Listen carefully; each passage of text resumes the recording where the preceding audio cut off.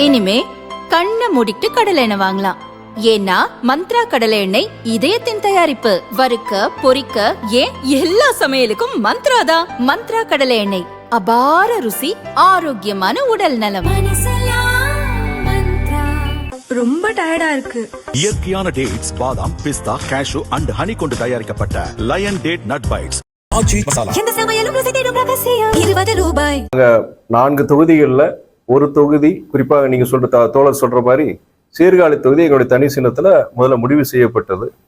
அதன் பின் கூட்டணி தலைமை, அதாவது திராவிட முன்னேற்ற கழகமும் எங்கள் இயக்கத்தின் தலைவர், பொதுச்செயலாளர் தலைவர் வைகோ அவங்க கலந்து கொண்டதன் பின் ஒரு முடிவு. என்ன முடிவு என்றால், இங்கே சீர்காழியிலும் திராவிட முன்னேற்ற கழகத்தின் சின்னமான உதயசூரியனில் போட்டி போடுவோம் என்ற முடிவு எடுக்கப்பட்டுள்ளது. இது எதன் அடிப்படையில் தோல்வி பயன் சொல்றதை விட இங்க எக்காரத்தை கொண்டும்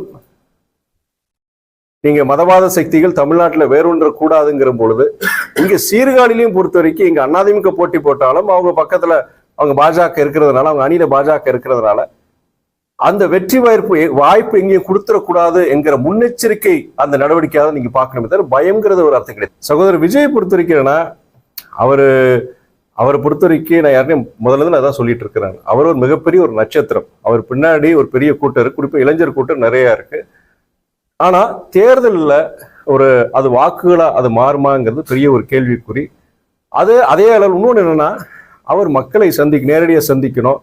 இதே மாதிரி பத்திரிகையாளர், இப்ப நாங்க சந்திக்கிற மாதிரி நான் எல்லாம் எங்க போனாலும் பத்திரிகையாளர் சந்திக்கிறேன். நான் கேள்விகள், எந்த கேள்விகள் கேட்டாலும், எங்களுக்கு சாதகமான கேள்வியை கேட்டாலும் சரி, எதிர்மறை கேள்விகளை கேட்டாலும் சரி, அதுக்குண்டான பதில்கள் நான் கொடுக்குறேன். ஒரு கட்சியோடைய ஒரு தலைவர் அவர் சொல்றாரு இல்லையா, திமுகவுக்கு போட்டி நான் சொல்றாரு இல்லையா, அப்படி அந்த போட்டி இருக்கும்போது அந்த இடத்தை தக்க வச்சுக்கினா கூட அவருடைய சில இதுல மாத்தினவர்.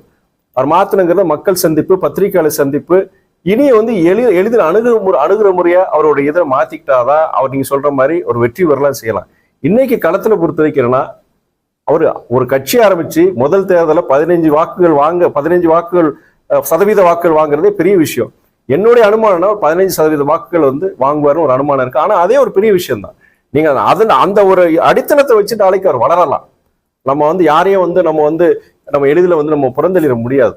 அதன் அடிப்படையில் ஆனா இன்னைக்கு களத்தில் இருக்கிறது நாங்க திராவிட முன்னேற்ற கழக தலைமையிலான எங்க மதசார்பற்ற கூட்டணி தான் நாங்க வலுவா இருக்கிறோம்.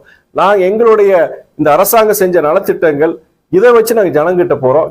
இப்போ இங்க வேட்பாளர்களுடைய நல்ல அம்சங்களை பத்தி நாங்க சொல்றோம். நாங்க வேட்பாளர் எதிரணியில் இருக்க வேட்பாளர் எப்படி செயல்பட்டு இருக்கிறாரு, கடந்த முறை ஒரு எம்எல்ஏ இருந்தா எப்படி செயல்பட்டாரு, இப்ப எங்களுடைய வேட்பாளர் எப்படி செயல்படுவார், இதன் அடிப்படையில் நாங்களே மக்களை போய் சந்திக்கிறோம். நாங்க எதிரணியில் இருக்கிற அதிமுக பத்தியோ இல்லாட்டி நீங்க சொல்ற தாவேகா பத்தியோ நாங்க அதை பத்தி கவலைப்படலை. நாங்க அதாவது என்னன்னா, அவருடைய சகோதரர் விஜய் வாங்குற வாக்குகள் முக்காசி பாத்தீங்கன்னா அது இளைஞருடைய வாக்குகள் இருக்கு. அதே நேரத்துல அது யார் அதிகமா பாதிக்கும்னா அதிமுக தலைமையிலான அந்த கூட்டணியுடைய வாக்குகளை தான் அது